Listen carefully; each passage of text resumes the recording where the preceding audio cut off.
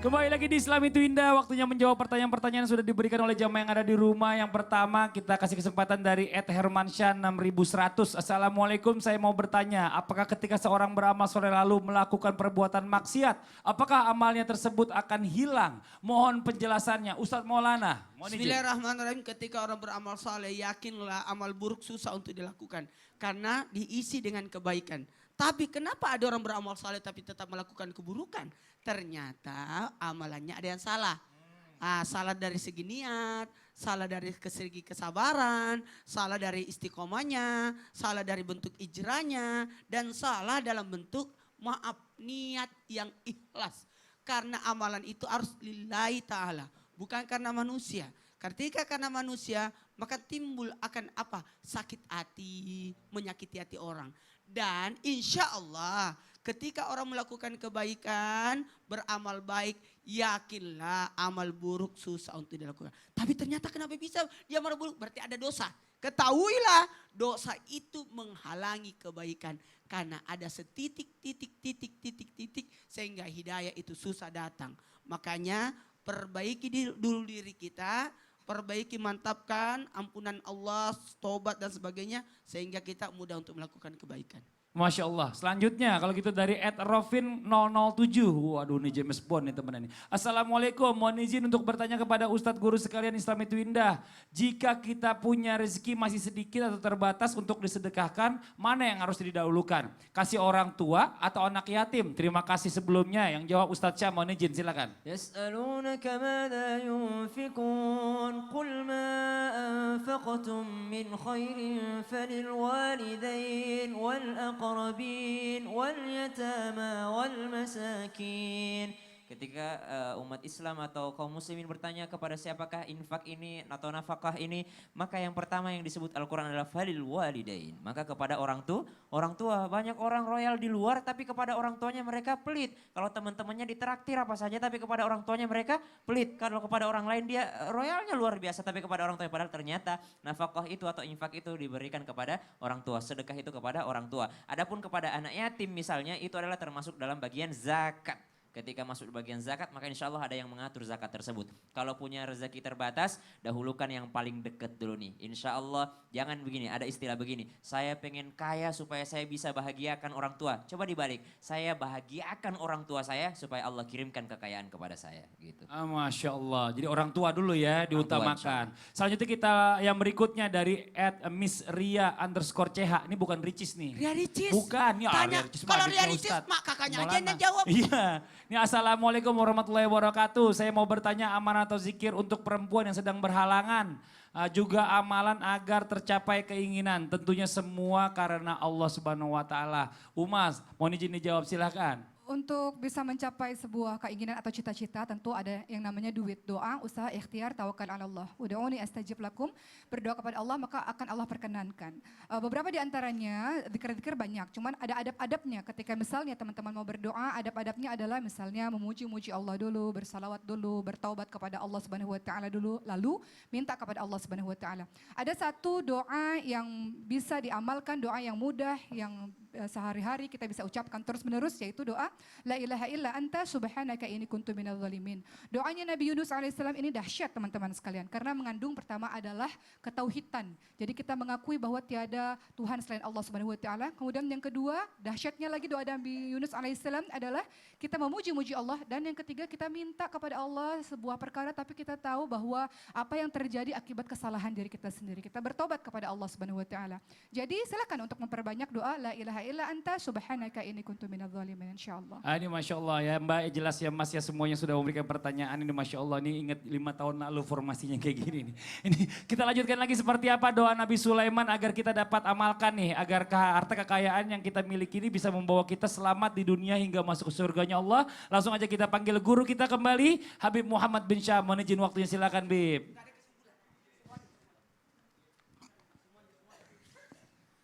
Bismillahirrahmanirrahim. Teringat sahabat-sahabat baginda Nabi besar Muhammad sallallahu alaihi wasallam. Sahabat Nabi ingin mendapatkan atau disifatkan bagaimana tentang dunia. Maka famarra Rasul sallallahu alaihi wasallam fil mazbalah. Maka Nabi lewat di kotak sampah.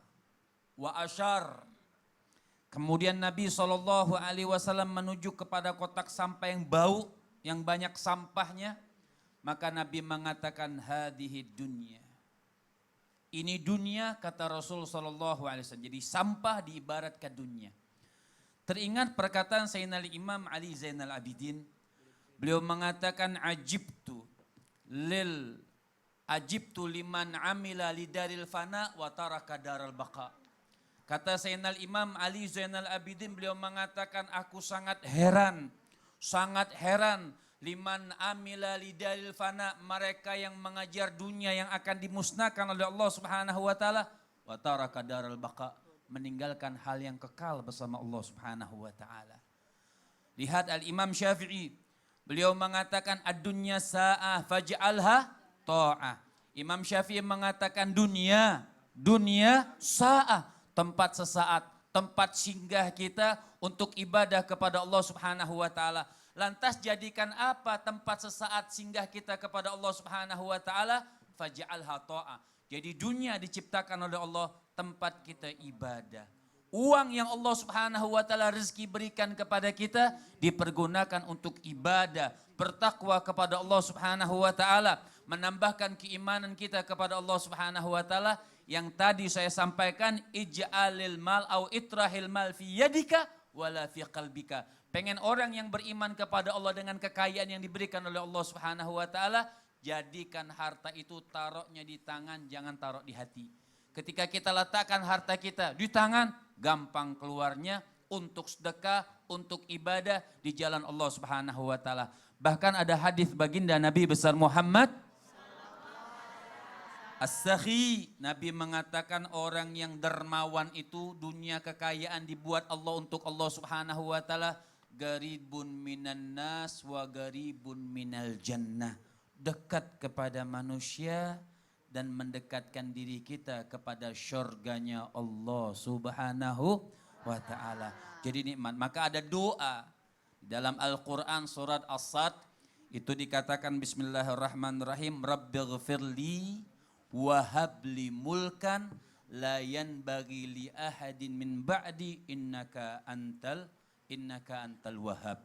Ini Nabi Sulaiman berdoa sehingga mendapatkan kekayaan sesuai dengan jalan Allah Subhanahu wa taala. Ya Allah, ampunkan aku dan berikan aku kekayaan dan kerajaan yang tidak ada bandingnya. Innaka antal wahhab, dan engkau adalah yang maha memberi. Kita baca bersama tapi dengan hati, ud'ullah wa anta muqinun bil ijabah, berdoa kepada Allah tapi harus yakin doa kita dijawab oleh Allah Subhanahu wa taala. Amin ya Allah, amin. Bismillahirrahmanirrahim. Bismillahirrahmanirrahim. Qala Qala rabbighfirli wa habli mulkan la yanbaghi li ahadin min ba'di innaka antal wahhab.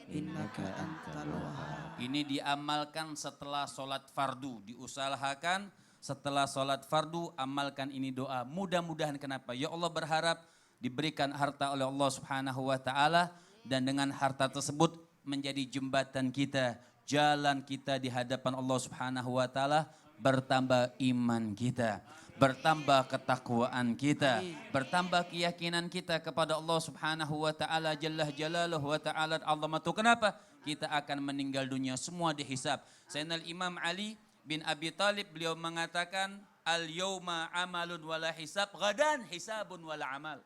Kata Sayyidina Ali bin Abi Thalib, Bu, kita kan minta kaya, tapi kekayaan kita buat amal soleh. Kenapa? Sayyidina Ali bin Abi Thalib mengatakan dunia adalah darul amal, tempat kita beramal. Gadan, nanti akhirat Allah itu tidaklah amalun akan tetapi hisab. Tidak bisa beramal, tapi semua kita menanti hisab kita di hadapan Allah Subhanahu wa taala.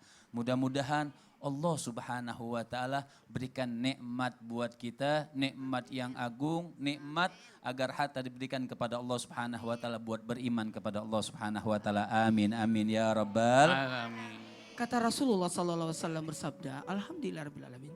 Tidak mengapa orang bertakwa itu kaya. Tapi ketahuilah, kesehatan itu jauh lebih baik daripada kekayaan. Dan ketahuilah kenikmatan, ketenangan itulah kekayaan. Maka kekayaan itu adalah berada di hati. Makna kekayaan dalam pandangan Rasulullah SAW adalah kekayaan jiwa. Milikilah dunia. Siapa pemilik dunia? Pemilik dunia memiliki 3 karakter. Siapa itu? Adalah orang-orang yang Allah berikan hidup tentram, aman di tengah masyarakat, sehat jasmaninya, dan memiliki makanan yang cukup untuk sehari-hari.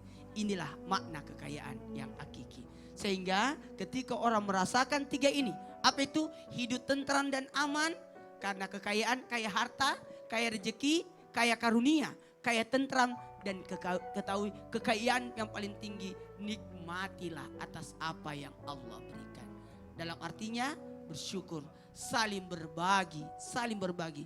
Jangan lupa orang tua. Amin, amin ya rabbal alamin. Masya Allah, Alhamdulillah, Alhamdulillahirabbil alamin. Demikianlah perjumpaan kita hari ini. Baru saja kita mendengarkan tausiah dari guru-guru kita. Mudah-mudahan apa yang disampaikan hari ini dijadikan ilmu yang bermanfaat untuk kita semuanya. Amin, amin ya rabbal alamin. Mohon maaf atas segala kekurangan. Wabillahi taufiq wal hidayah. Wassalamualaikum warahmatullahi wabarakatuh. Waalaikumsalam.